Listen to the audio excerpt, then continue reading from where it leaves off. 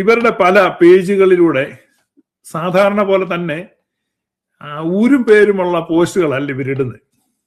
ഇവര് ഏതെങ്കിലും വ്യാജ പേര് ഉപയോഗിച്ച് ഫേസ്ബുക്കിൽ അക്കൗണ്ടുകൾ ഉണ്ടാക്കുക, അതുപോലെ ഫേസ്ബുക്ക് പേജുകൾ ഉണ്ടാക്കുക, അനോണിമസ് ആയിട്ടാണ് സുഡോപ്പോഗ്രാഫിക് അറ്റംപ്റ്റ്സ് ആണ് ഇവർ നടത്തുന്നത്. എന്ന് പറഞ്ഞാൽ നാടൻ ഭാഷയിൽ പറഞ്ഞാൽ പിതാവില്ലാത്ത പോസ്റ്റുകൾ ഇവരുണ്ടാക്കുന്നു.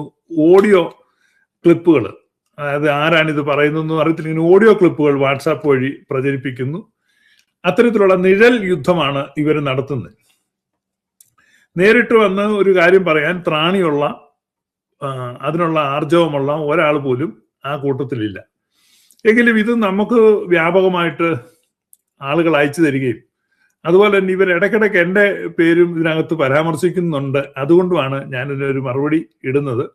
ഇതിനകത്ത് ഏറ്റവും പ്രാരംഭമായിട്ട് നമ്മൾ അവരുടെ ഒരു പേജ്, ഒരുപാട് പോസ്റ്റുകളുണ്ട്, അതെല്ലാം നോക്കാൻ സമയമില്ല. നിങ്ങൾ പലരും കാണുന്നുണ്ടായിരിക്കും. അതിൽ ഒരു പോസ്റ്റാണ് നിങ്ങളിപ്പോൾ ഇവിടെ കാണുന്നത്. ഈ പോസ്റ്റ് വായിച്ചു കഴിയുമ്പോൾ നിങ്ങൾക്ക് ഇവരുടെ ഏറെക്കുറെ ഒരു സ്വഭാവം പിടികിട്ടും.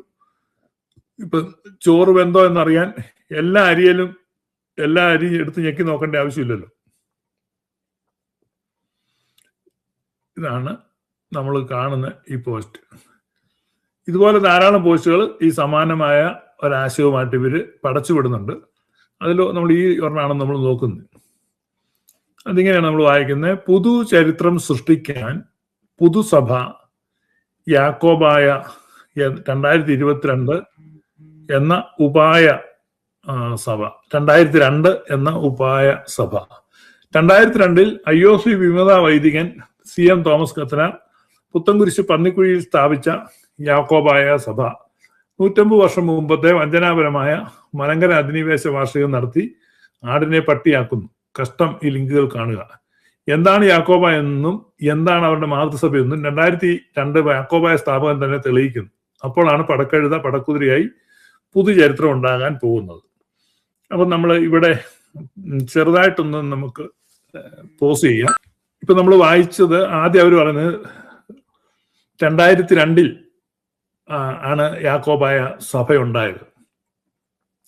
ഇതേപ്പറ്റി നമ്മൾ നോക്കുമ്പോൾ കേരളത്തിലെ ക്രിസ്തീയ വിഭാഗങ്ങൾ കേരള ഗവൺമെന്റിന്റെ ഔദ്യോഗിക രേഖകളിൽ, പ്രത്യേകിച്ച് കാനേഷുമാരി പരിശോധിക്കുമ്പോൾ, കാനേഷുമാരി എന്ന് പറഞ്ഞാൽ സെൻസസ് ആണ്. ഈ സെൻസസിന്റെ മലയാളമാണ്, ഇംഗ്ലീഷ് ആയിരിക്കും എളുപ്പം. അപ്പോൾ സെൻസസ് റെക്കോർഡുകൾ പ്രകാരം കേരളത്തിലുള്ള ഒരു ക്രിസ്തീയ സഭാ വിഭാഗമാണ് യാക്കോബായ സഭ. നിങ്ങൾ കേരളത്തിലെ പഴയ സെൻസസ് റെക്കോർഡുകൾ നോക്ക്. കത്തോലിക്കർ ഇത്ര, യാക്കോബായക്കാർ ഇത്ര, ഇങ്ങനെ നിങ്ങൾക്ക് കാണാം. മുസ്ലിങ്ങൾ ഇത്ര, ഈഴവരിത്ര, ഇങ്ങനെയൊക്കെ കാണാം. അതിന് ഈ കഞ്ഞിക്കുഴി മുട്ടമ്പലത്തിനടുത്തുള്ള വാരത്തക്കുന്ന് കേന്ദ്രമായിട്ടുള്ള ഈ പന്നിക്കുഴി എന്ന് പറയുന്ന ഇവരുടെ കഞ്ഞിക്കുഴി കാതോലിക്ക ഇരിക്കുന്ന കുന്നുംപുറത്തിന്റെ പേര് വാരത്തക്കുന്നെന്നാണ്. കാരണം അവിടെ ഈ വാരത്തന്മാര് വന്ന് താമസിക്കുന്നതുകൊണ്ടാണ് വാരത്തക്കുന്ന്. ഈ മനോരമയുടെ കാരുടെയൊക്കെ വീട് അതിനടുത്ത് ഈ വാരത്തക്കുന്നേലാണ്.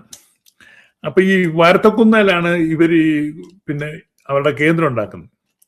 അപ്പൊ ഈ നല്ല പേരാണത്. അപ്പൊ ഈ വാരത്തക്കുന്നേലിരിക്കുന്ന ഇവരെ സർക്കാരിൽ അപേക്ഷ കൊടുത്തു. ഇവരുടെ കൂടെ കുറച്ച് MLA-മാരും ഒക്കെ ഉള്ളത് കൊണ്ട് പല രീതിയിൽ സ്വാധീനം ചെലുത്തി. അതുപോലെ തന്നെ ഈ ഉദ്യോഗസ്ഥ തലത്തിൽ സ്വാധീനം ചെലുത്തി. ഏത് രാഷ്ട്രീയക്കാരനെ കണ്ടാലും ഇവർക്കൊന്നേ പറയാനുള്ളൂ, ഞങ്ങളെ ഒന്ന് അംഗീകരിക്കണം. പെന്തക്കോസുകാർക്കും അതേ പറയാനുള്ളൂ. അങ്ങനെ രാഷ്ട്രീയക്കാർ പലരും സ്വകാര്യമായിട്ട് പറഞ്ഞ് ഈ പെന്തക്കോസുകാരെ കൊണ്ടും കഞ്ഞിക്കുഴി ഓർത്തഡോക്സുകാരെ കൊണ്ടും വഴിയേ നടക്കാൻ പറ്റത്തില്ല. കാരണം എപ്പോൾ കണ്ടാലും, അതിപ്പോ ഒരു കല്യാണത്തിന് വെച്ച് കണ്ടാലും, ഒരു ശവടക്കിൽ വെച്ച് കണ്ടാലും, ഇനി ഏതെങ്കിലും പൊതു മീറ്റിങ്ങിൽ വെച്ച് കണ്ടാലും ഇവർക്ക് പറയുന്നത് ഞങ്ങളെ അംഗീകരിക്കണം.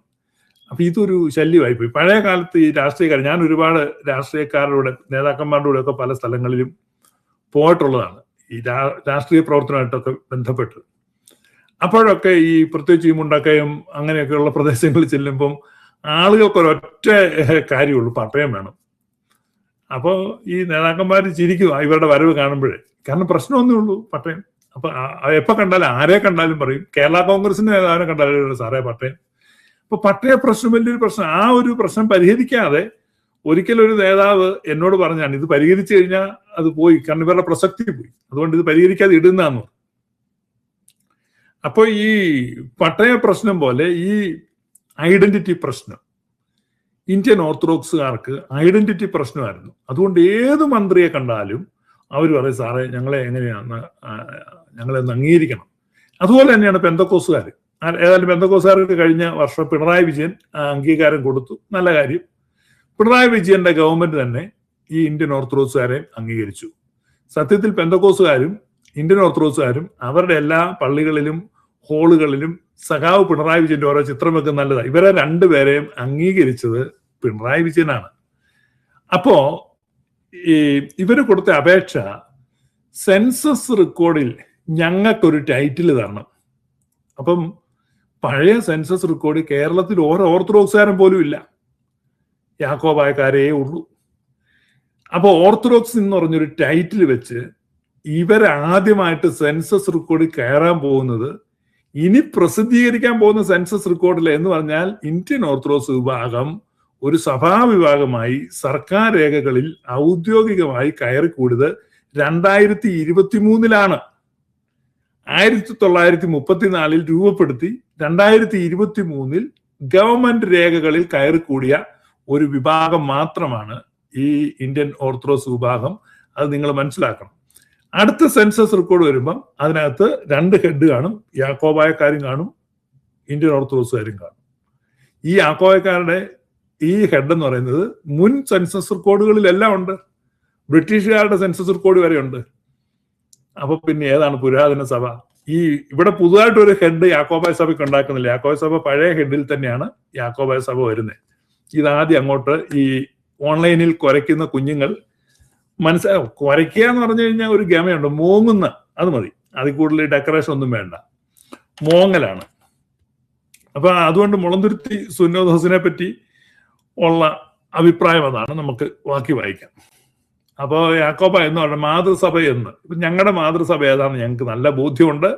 ഇവിടെ പുരാതനമായിട്ട് നിലനിന്നിരുന്നതും സെൻസസ് റെക്കോർഡുകളിൽ നിലനിന്നിരുന്നതും ആയ സഭയാണ് യാക്കോബായ സഭ. സെൻസസ് റെക്കോർഡിൽ പുതുതായി ഒരു ഹെഡ് ഉണ്ടാക്കി കയറിക്കൂടാൻ ശ്രമിക്കുന്ന നൂതന സഭാവിഭാഗം ആണ്, അല്ലെങ്കിൽ ഇടത്തൂട്ടുകാർ, അല്ലെങ്കിൽ ശീഷ്മക്കാർ, അല്ലെ ഷിസ്മാറ്റിക് ഗ്രൂപ്പാണ് ഈ വരത്തക്കുന്ന് ഓർത്തഡോക്സ് സഭ.